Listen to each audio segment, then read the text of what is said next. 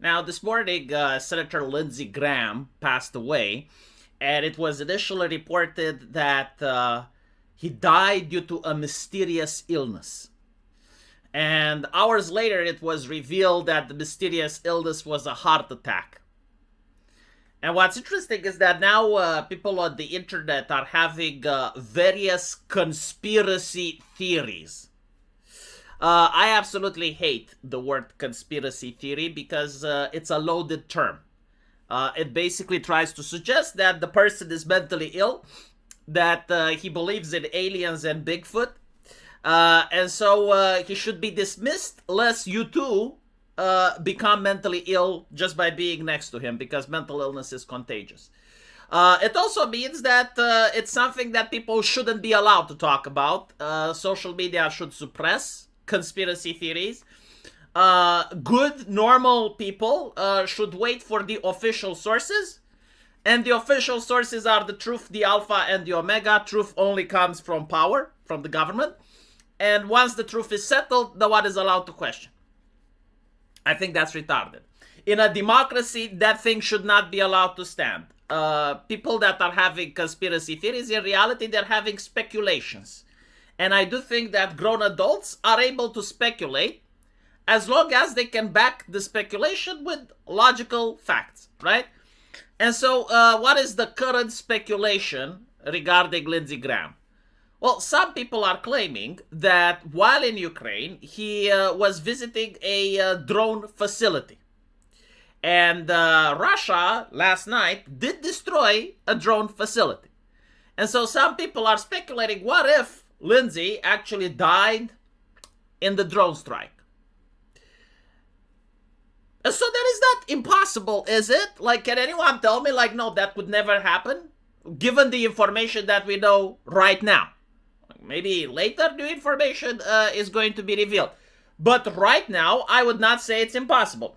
I would say, however, that it is extremely unlikely. And so let's look at both versions of the events. Like, let's assume that the speculation is true, and then we can look at why the speculation is false. Actually, no. Let's do the false one first. Like why I personally don't believe that this happened. I don't believe that it happened because, number one, Russia didn't claim the fact that they did it. I mean, if Russia did do it, why wouldn't they brag about it, right? Like, it would be in Russian media, they would be posting it everywhere that America cannot defend its senators, right? Like, I mean, if you're going to do it anyway, right, might as well. Why keep it a secret is my question. The secondly is, like, does Russia even want the escalation? Right? I mean, this is a very old senator, like he is 71 years old. Killing him serves nothing than antagonizing the United States more than they already are, right? Because there would be actual people in the United States that normally would have said, well, the Ukrainian conflict is costing us a lot, which is basically what Russia wants the US to say. It is not our business to be in Eastern Europe. And if you actually do kill a sitting senator, then all of a sudden the conflict becomes a moral one, right? Like, we're defending America's prestige. You cannot possibly allow a foreign nation to drone strike your senators, even if you don't like them. It's an attack on America itself. So Russia has absolutely no interest for this type of narrative to propagate. Now, I do hear some people, and this one is actually interesting. Like, what if Russia didn't know where the factory is at, but because of, like the movement of people, because the visit happened, they may have used him in order to figure out where the facility is and targeted afterwards. This is plausible. I mean, in war, you actually rely on these types of things in order to figure out where the enemy is placing their production facilities. Russia has actually used Reddit and Redditors that were streaming from inside various barracks and various schools in order to figure out where they are and targeted them. And so, did they use Lindsey Graham's visit in order to try to get a facility? It's possible, but why wouldn't they wait for him to leave? Again, like, Russia has absolutely no strategic interest in drone striking a sitting American senator. Like, it just doesn't make sense from a war perspective, right? Unless maybe they thought he left. and they drone strike and they found out, oh, he still stayed.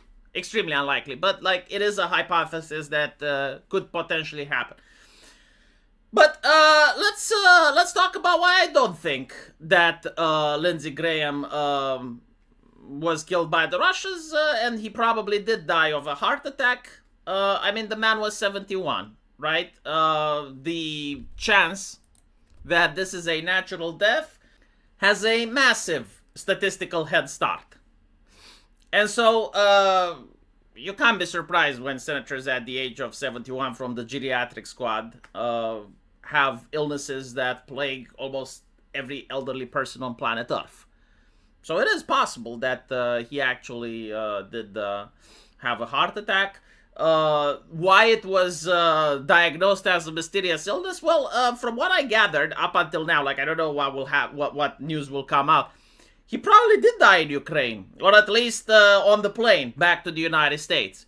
And so the people there must have panicked, right? And they would probably allow for the American authorities to pronounce the cause of death.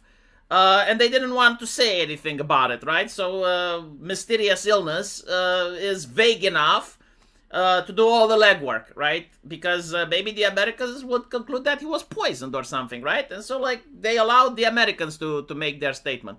That seems plausible. The other thing is that it's not confirmed that the same drone factory that he visited is also the same drone factory that the Russians bombed. Surprisingly, there are a lot of drone factories in Ukraine. So while this does indeed coincide extremely well in order to make people speculate, I don't think that it's necessarily the same drone facility that got struck. Now, arguments for.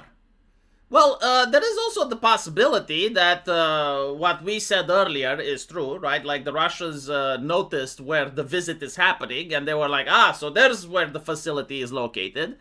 And they did strike it, not because they wanted to assassinate a U.S. senator, but simply because they wanted to get rid of the installation. Maybe it's also the fact that the senator is indeed one of the biggest war hawks in the United States, and this would look like a slap in the face to the U.S., and I guess in this situation, it would be the U.S. trying to cover it up, right? Because maybe they don't want the escalation. Like, there is a possibility that the Trump administration genuinely doesn't want the escalation. Maybe they're focused more on the Middle East right now. They're not interested in escalating in Eastern Europe. And so they're basically saying, oh, well, he died of a heart attack. The reality is, of course, that a body is going to have to be produced, right? I mean, there's going to be a funeral for senators, especially people in high office. It may even be in the media. And so if it did get blown up, well, producing a body is going to be very difficult. People are going to look at if it's open casket or closed casket. I'm pretty sure like the speculations will continue. It is very interesting, though. I usually enjoy conspiracy theories because they all have like enough logic in order to make them plausible. This one does actually seem plausible both ways, but I do lean over the official explanation that he must have had a heart attack. Maybe he had a heart attack when he saw how much American taxpayer money are going to Ukraine. Who knows? Let me know what you guys think, though. As usual, we'll see each other in the comment section. Take care.